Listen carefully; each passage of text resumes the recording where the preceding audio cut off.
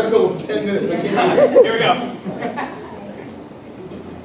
So, think back. What would you say was the most important day of your life? Now, for some of you, this may involve getting a new pet, a graduation, or perhaps having an extremely handsome forensics coach in your room. But for me, the most important day of my life came when I was 12. You see, my mother's side of the family is Orthodox Jewish, and my father's side of the family is Irish Catholic. So when deciding on how to celebrate my coming to manhood at the old age of 12, my parents decided that it would only be best to mix the two religions together. Thus, the most important day of my life was my confirm mitzvah. At my confirm mitzvah, I partied with my celebratory red gown. I spun the dreidel with our Monsignor, and feasted on cabbage flavored with matzo crackers. However, despite this day being a Hosanna Steinish for me, it was also a day that I was considered to be, in the eyes of both religions, a man. A man at 12 years old. Now, correct me if I'm wrong, but isn't that a little bit young to be considered a man? Really? Yet, on that day, in the eyes of the rabbi, O'Hara, I was in the eyes of a man. But, hold on a minute. What exactly is a man? Well, depending on what source you choose to subscribe to, you can get a number of equally invalid answers. But generally, a man is considered to be the large, gallant macho figure with a heart of stone and abs of steel. Now, ladies and gentlemen, this may come as a surprise of all of you, and probably a disappointment to my parents, but I do not fit that picture. But then, does that not make me a man? Though the majority of you probably just said yes in your head that isn't exactly true, what we allow ourselves to believe to be true of both sexes are generally called gender norms. Now, the thing is, these norms are more a creation of society than they are built in actual fact. Still, though, these norms are strong cornerstones of both society and religion, and unfortunately can create an unattainable and sometimes even dangerous goal for both males and females. But why do we cave into these norms, and more importantly, what negative consequences can result? Well, as grand as my confirm mitzvah was, it may not have really had all the chutzpah that it was rumored to. So, first, let's spin the dreidel of history and see where these standards came from. Next, we'll break the bread of society and see how they're affecting us today. And finally, we'll go Old Testament on gender standards and see how we can eradicate them. But before we begin, I would like to introduce you all to a friend of mine and someone I'm sure you all know, the modern man. Say hi. He's shy. Well, anyway, the modern man here is very familiar in supporting gender norms and the like. His hobbies include long bench presses on the beach, funneling protein shakes, and laughing at the end of Titanic. Today, him and I will discuss with you how gender norms can affect us, not just as individuals, but as a society. So, on that last one, how exactly can they affect us as a society? Well, according to a study put out by Dr. Nancy Piotrowski with the Salem Press, the negative effect of gender norms on society have been observed to begin as early as grade school. For example, due to the notion that in the classroom, girls are more well-behaved, whereas boys are more immature, a teacher can actually have a more difficult time observing and assisting an underachieving female, or vice versa. In other words, we may not have all gotten the education or assistance that we required in grade school simply because of our gender. Now, when these seemingly harmless norms can affect even the education of our school children and inadvertently us, they don't seem so insignificant. But Kieran, you may say, despite how handsome, persuasive, and handsome you are, I can't help but feel that in a modern world these aren't exactly problems anymore, so what's the use in talking about them? Well, if you don't believe me, consider the case of Carl Joseph Walker Hoover, an 11-year-old boy from Springfield, Massachusetts, who loved nothing more than to participate in parish theater. However, when he entered the 6th grade, Carl was mercilessly bullied by his classmates for his slightly feminine behavior and interests. Upon returning home from work one day, Carl's mother went upstairs to her son's room, only to find Carl hanging from an extension cord that he had set up on the ceiling to hang himself. Carl was too young to know about his sexuality. Yet, he was still labeled as effeminate by his peers simply because of the activities that he participated in as a child. And this is by no means an isolated event. According to the United States Human Health and Services Department, out of the 40,000 annual national suicides, almost 8% of these are committed by teenagers who are perceived to be gender abnormal by their classmates. So, looking at these standards, it's clear we still do have a major problem on our hands. Well, now that we've seen the negative effects of the modern man on society, the next question we all have to ask is, where did these standards come from?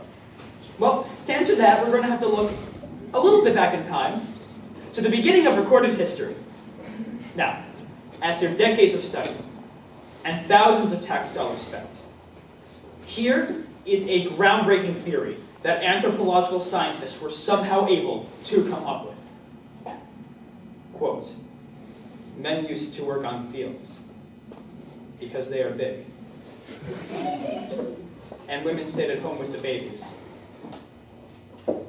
because they gave birth to them. Unquote.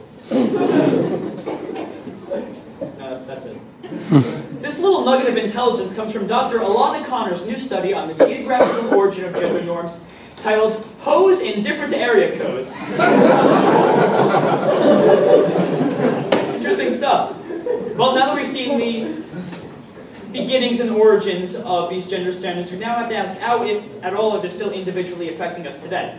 Well, for example, today, if you walk to your local Hollister after correctly applying your hazard mask, you will see on the walls huge pictures of male models with no chest hair and bulging muscles, and then huge pictures of female models with no waist and bulging personalities. But that's just a modern standard. In Renaissance-era Europe, the larger a woman's stomach was, the more beautiful and womanly she was considered, as it showed her family could afford more to eat. But isn't that the exact opposite of what a woman is supposed to be today? I'll use another example. I'm sure you all know how blue is a masculine color and pink a feminine color. Well, why is that? Well, last Friday night, I was hanging out with my best friends, Apple and iPod, and I found this quote from the 1918 edition of Infants Department. Quote, There's a general diversity of opinion on the subject. This is how people talked in 1918. The generally accepted rule is pink for the boys and blue for the girls, you see. Pink is a more masculine color for the men and blue a daintier color for the females. And you heard me right, despite that untraceable accent. 100 years ago, this standard was completely reversed around, and nobody questioned it. In fact, the whole blue for boys and pink for girls thing didn't actually come about until after the 1940s. And why was that?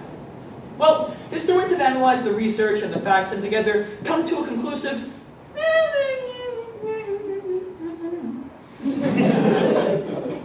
they don't know.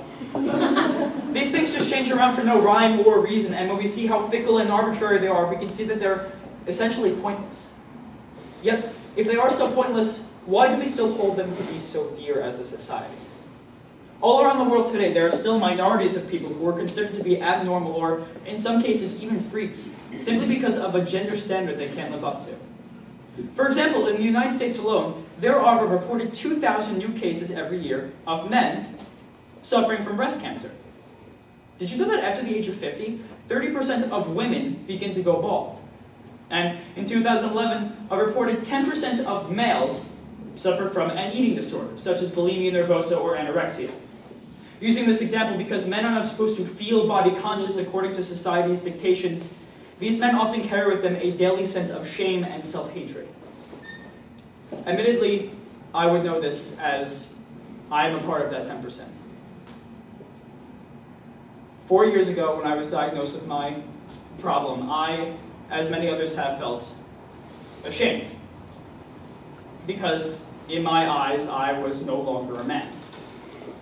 I was a freak.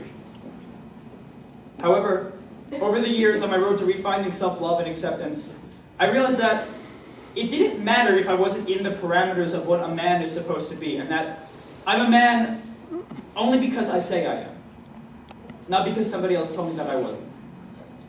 So, to really conquer the modern man, we had to take him for what he really is. An idea. I presented to you all a completely imaginary figure and carted him around as if he were real, but what did he look like to you? What picture, model, celebrity did you see standing there? Or possibly, did you see me there? Probably not. He comes from the most arbitrary of places, and unfortunately, he does live somewhere inside of us. However, in a modern world where we have the opportunity to move past these norms simply because we know better, it's our individual responsibility to do so, because they aren't only fickle and arbitrary, but more importantly, they've proven to be dangerous. So, despite the fun I had in my Confirm Mitzvah, I don't let that define me as a man. It just makes me the most happening Hebrew in New York. Now, before I go, I'd like to share with you all a quote that in the temple helps lead us through times of trouble. It reads, "Gorshnitz in shmiver, barof non chene," which roughly translates to a saying we were told in Sunday school, in the eyes of the Lord, nothing is too difficult. You only have to know it. Which then kind of correlates to a saying my priest would often share with me, "Who's the man? I'm